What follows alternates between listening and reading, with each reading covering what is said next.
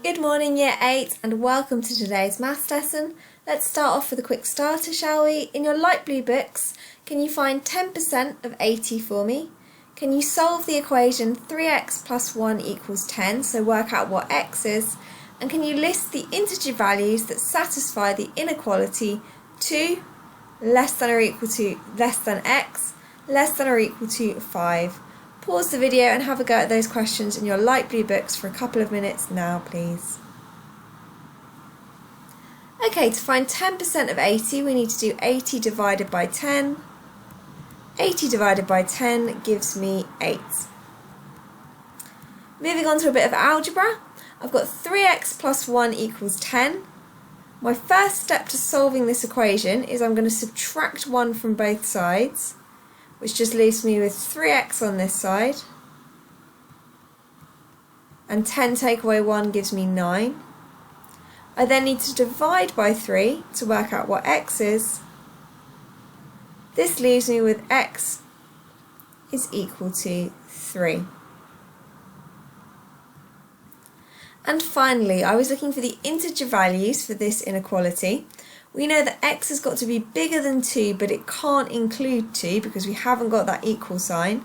So we can have 3, 4, and it needs to be less than or equal to 5, so we can include the number 5. Okay, a quick recap. What does the inequality negative 2x 7 mean? Well, this means that x has got to be greater than x is greater than negative 2, but not equal to. That's the first bit. The second bit tells me that x is less than 7 or equal to 7. So that first constraint is shown by that first bit. X is greater than negative 2, but not equal to it. It's less than 7 or equal to 7.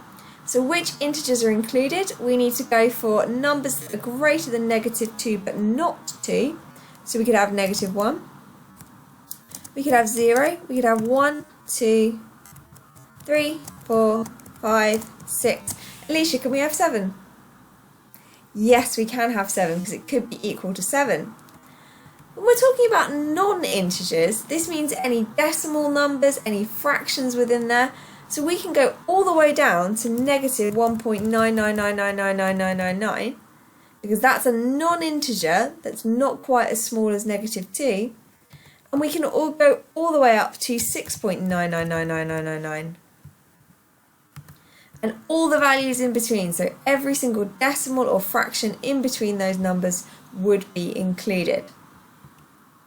Okay, Year 8, in your light blue books, can you please have a go at these questions for me? Which group out of these inequalities, so inequality A, B, C, D or E, would these numbers be found in? For example, x is 10, there's going to be an inequality in there that will include the number 10. Pause the video and have a go at those questions in your light blue books now, please. And these are the answers. Please check your work and see how you did. A quick recap of inequalities on a number line. Here I've got the inequality 0, x is greater than or equal to 0 but less than 2. So that means I head over to my 0. I need to put a full circle in there because it could be equal to 0. But it needs to be less than 2. That needs to be an empty circle. I join up my two circles to show my inequality, and there it is.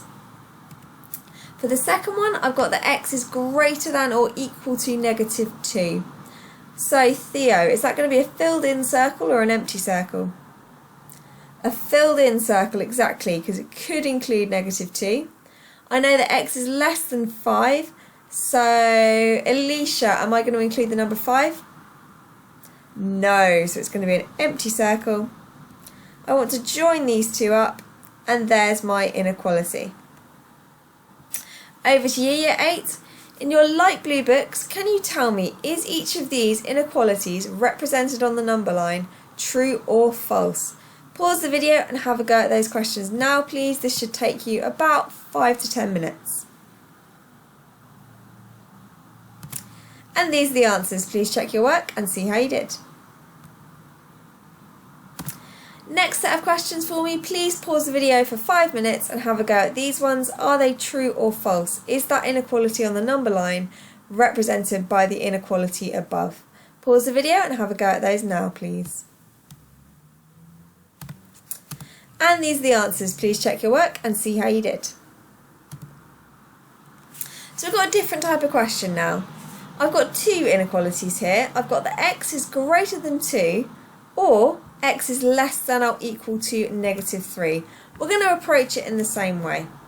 So we know that x is greater than 2, so we head over to our number 2. Is it going to be a filled in circle or an empty circle, Mia? It's going to be empty because we cannot include the number 2. We know that x is bigger than 2, so we know it's going to be one of these numbers over here on the right hand side.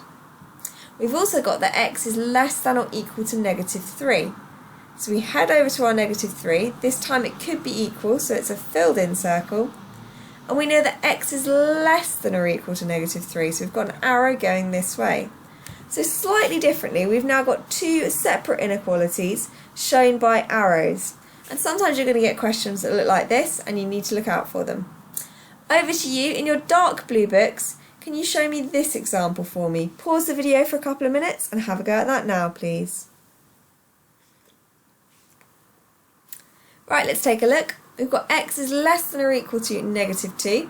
So is it going to be a filled in circle, Demi, or is it going to be an empty circle on -2? Filled in, lovely, because we can include it.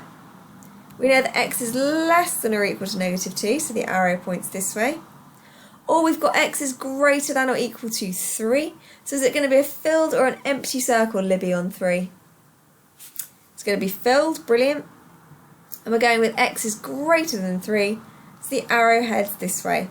So we've got these double arrows on the same equality line. Over to you, Year 8. In your light blue books, can you show me these 4 inequalities on the number lines? Please pause the video for 5 to 10 minutes and have a go at those now, please.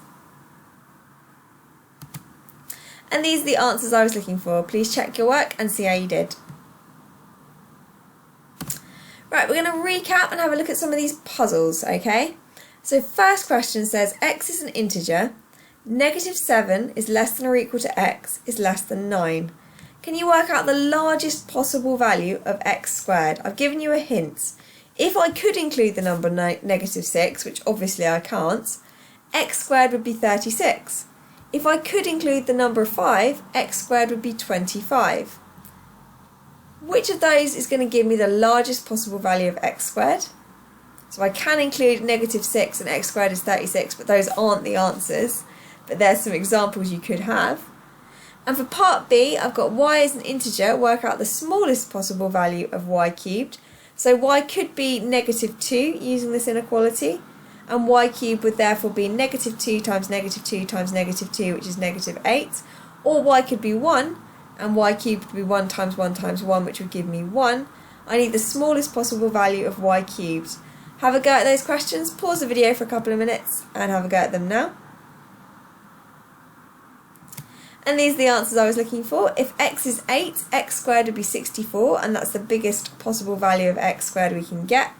And for the smallest possible value of y cubed, if y was 0, we'd get y cubed is 0 times 0 times 0. That's not our smallest possible value. If y was -1, we'd get -1 times -1 times -1, which would give me -1. If y was -2, we'd get -8.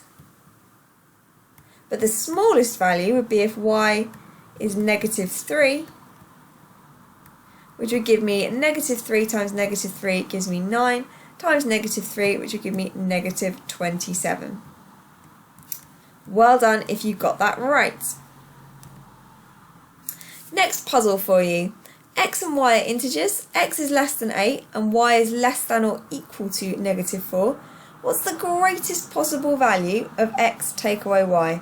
I've given you some examples. If x was 6 and y was -3, for example, x take away y would be 6 take away 3, which would give me 9. If x was 4 and y was negative 4, x take away y would give me 4 take away 4, which would give me 8. What's the greatest possible value I could get for x take away y? Pause the video and have a go at this question in your light blue books now, please.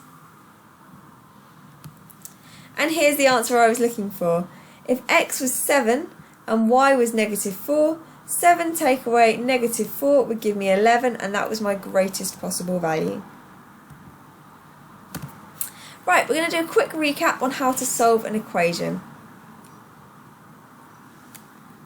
Now, solving an equation means working out what an unknown variable might be. For example, if I had 3 plus x equals 10, how would I solve this one? Luca, how would I solve it?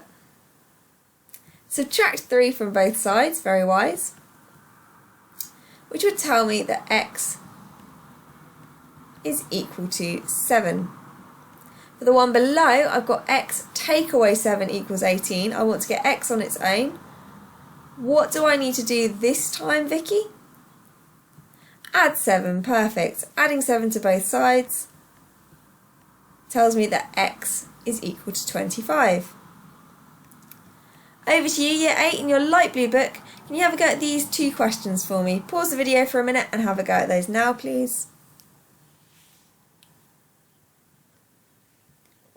Right, let's go through the answers. For this one, I need to subtract 5 from both sides. This will leave me with x is equal to 5. For the one below, in exactly the same way, I need to add 7 to both sides, which leaves me with x is equal to 4. Okay, Year 8, in your light blue books, or on your mini whiteboard if you happen to have one, please pause the video and have a go at these 4 questions now. This should take about 2 minutes. Off you go. Cool, and these are the answers I was looking for. You should have subtracted 4 from this one, subtracted 6 from this one, subtracted 9 from this one, and subtracted 7 from this one to work out what the value of n would be. So how about now? Pause the video and have a go at these questions for me. Okay, this time we need to add on a number to get n on its own. So for these ones, I'm going to get that n is equal to, oh, that's not right. N is equal to 1, n is equal to negative 5 because we're adding on 8. For this one, we're adding on 4, which would give me negative 4. And for this one, we're adding on 4, which would give me negative 5. So how about these? Pause the video and in your light blue books, for a couple of minutes, have a go at these questions for me. Right, let's have a look at some answers. For the first one, I'm adding 6 to both sides, so I'd get 3. For the second one, I'm subtracting 7 from both sides, so I'd get negative 7. For the third one, I'm subtracting 12 from both sides, which gives me negative 8. And for the fourth one, I'm adding 12 to both sides, which also gives me negative 8, because negative 20 plus 12 would give me negative 8. Okay, Year 8, can you pause the video for 10 to 15 minutes and have a go at these questions in your light blue books? Some of them you need to add, some of them you need to subtract. It doesn't matter which side the x is on, okay, as long as you get x on its own at the end. Pause the video and have a go at these questions now, please. And these are the answers. Please check your work and see how you did. And that's the end of today's lesson. Can you now head over to Google Classroom for me and submit today's exit ticket? For each of the exit tickets at the moment, every time you get a question wrong, you're given the answer and a follow-up question. Please complete the follow-up question and send your answer to me via a private message on Google Classroom so I can help you out. Have a lovely day and thanks very much for listening. Goodbye.